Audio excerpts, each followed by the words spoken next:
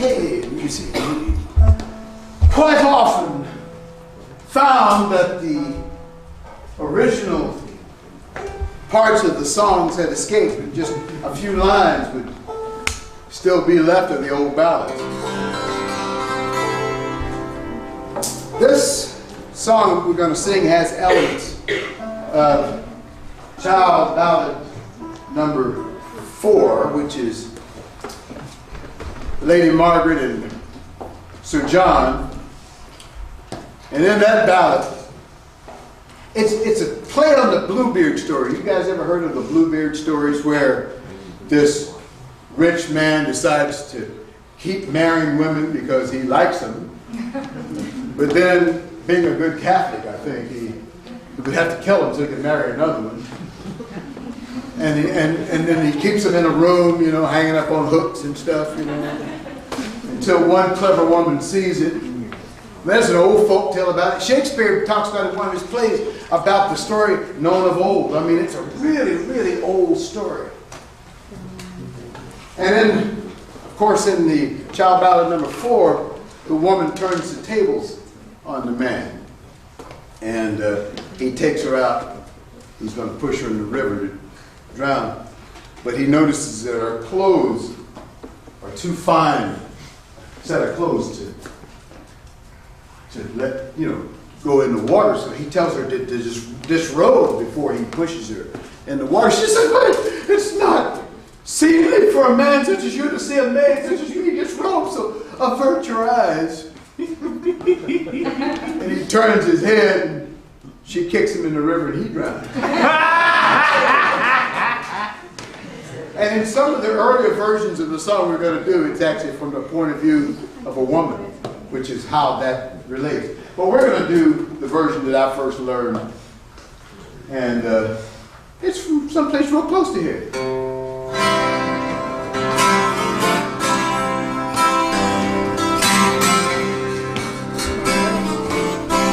I asked my love to take a walk, to take a walk. Whoa, just a little walk down beside where the water flows, down by the banks of the Ohio. You know this chorus, sing it. Then only say, you can even sing it in harmony if it's too low for you, that you'll be mine.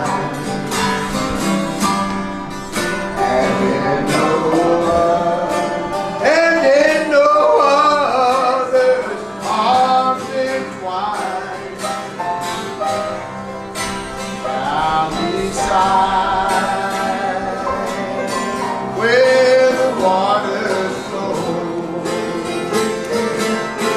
down by the bank of the Ohio. I plunged at night into her breast,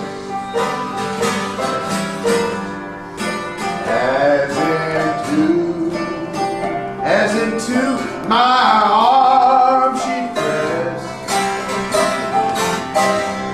She cried, oh Willie, don't you murder me.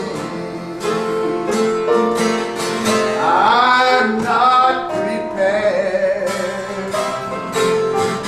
for eternity. And only say that you'll be mine. And no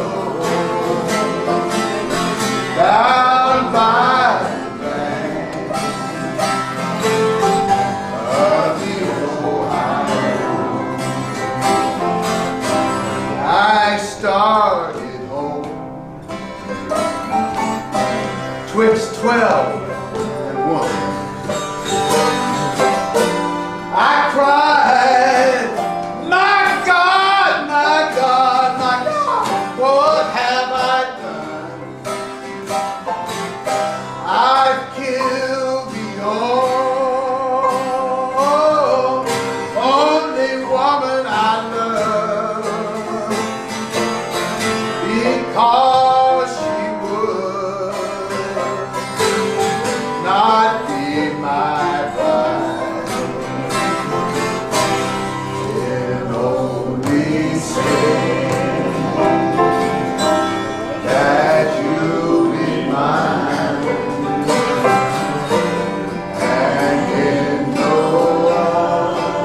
and in no others, oh, others arms entwined down beside,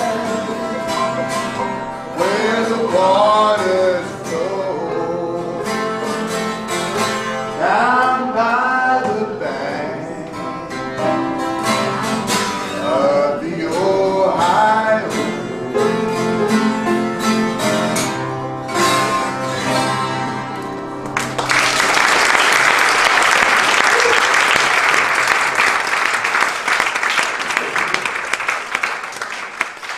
It's in my lower register. I'm used to having a microphone when I sing in. But Ron's too cheap to have one in there.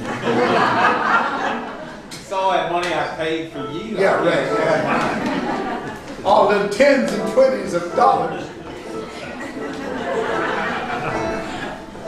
This next one is one that comes from Olabelle Reed. Oh, the bell ring. She comes from Grassy Creek, North Carolina. Olabelle was what you call a character.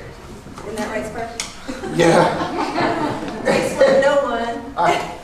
Now, actually, when Sparky met Olabelle, I was just a CIT. yeah, a character in training. But Olabelle is Workman. Now, with Nimrod Workman, with a name like that, you have to be a character, right? Nimrod Workman was a former coal miner, and he became a ballad singer, and he could, when he was 90-something, he could still take his feet and put them over his shoulders and do that crab walk thing. First he'd go to that miner squat. Then he'd just throw them legs over his shoulders and he could walk like that. Look him up on YouTube. Yeah, that's Nimrod doing the, what do they call it? I guess they call it the duck walk. Nimrod doing the duck walk. Crab walk or something. Oh yeah, he impressed some break dancers at the In New York City. yeah, New York City. one time. They thought they were something to Do it, old dude. He knocked me over doing that. He's only like 80 pounds. He just knocked me over. Anyway, this is a song that Olabelle Reed wrote. It's called High on a Mountain. 1, 2, 3, and...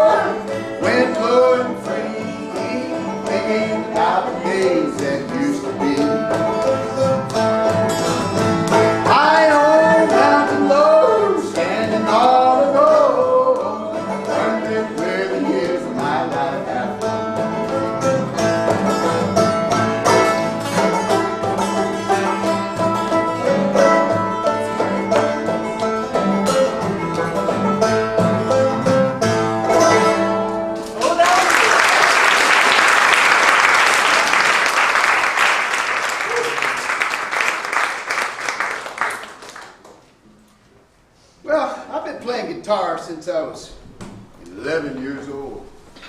That was about last Tuesday, I think. And mostly played what we called rock and roll back in those days. Nowadays, people call it rhythm and blues. But I'm talking, Chuck Berry, Little Richard, and wow, James Brown. Oh yeah, I could mash potato with the best of them. Now I'm lucky today to eat mashed potato. Time marches on. Time marches on. But I know one time back in the 60s, I was playing guitar with my band, Liquid. We used to have funny names for bands back in the days. Liquid. Because that's probably what was consumed mostly. But if we were really hot, we were a gas. And if we were cool, we were solid. Which was much better than the other name somebody came up with, Karate Corn Cob. I thought that was kind of a strange name. But I was playing in Circle Park there at the University of Tennessee. Yeah, I'm a Vol, so just go ahead and be mad. I bleed orange. Hey, I'll drown you. I got enough blood in me, so be cool.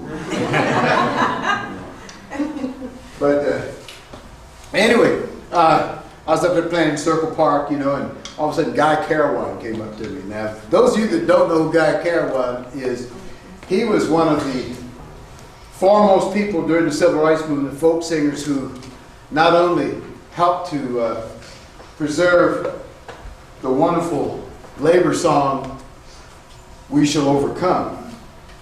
He, Pete Seeger, Frank Hamilton, and Zilphia Horton are the four names on the copyright of that, and the money all goes back to support the movement.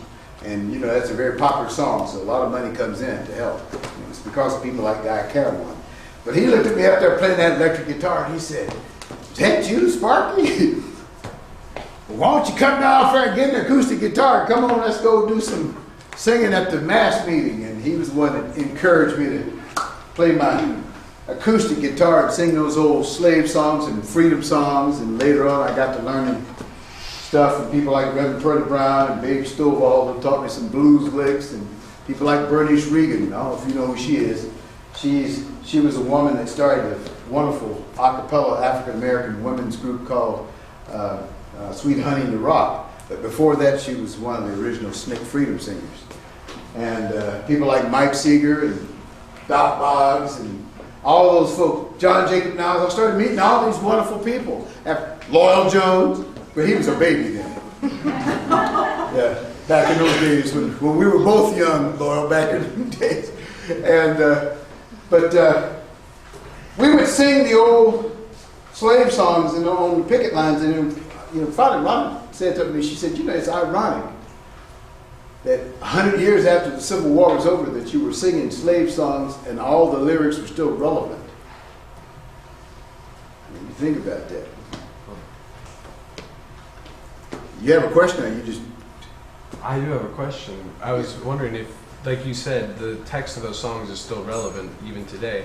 Now, would you say that because maybe they cast away the iron chains of slavery, but with the debt society that we've created, with high mortgage rates, skyrocketing tuition and education costs, that haven't we created a sort of debt slavery system that is enslaving everybody? Well, right after the Civil War was when that system went into being, because you had the slave who had been working on a plantation only able to learn the task that the slave master gave him.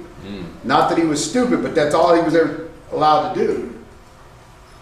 Which is one of the reasons Harriet Tubman came down to try to help people learn other skills.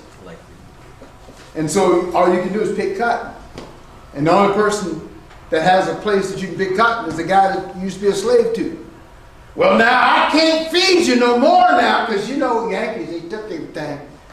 But I tell you what, I'll give you a little plot of land and you can grow cotton and you can pay me out of your share. Because it is my land. But you pay me out of your share, and it's because it's my land, you got to give me the biggest share. But you keep part of it, that's yours. Well, what about all the food and clothes? Well, I can't give you that now. When you were mine, I could do it. But now that you're free, you got to buy that stuff. But I don't have anybody. Well, I tell you what, I got this stuff here, and you can trade me some of your share. Nowadays, in places like Eastern Quebec, they call it the company store.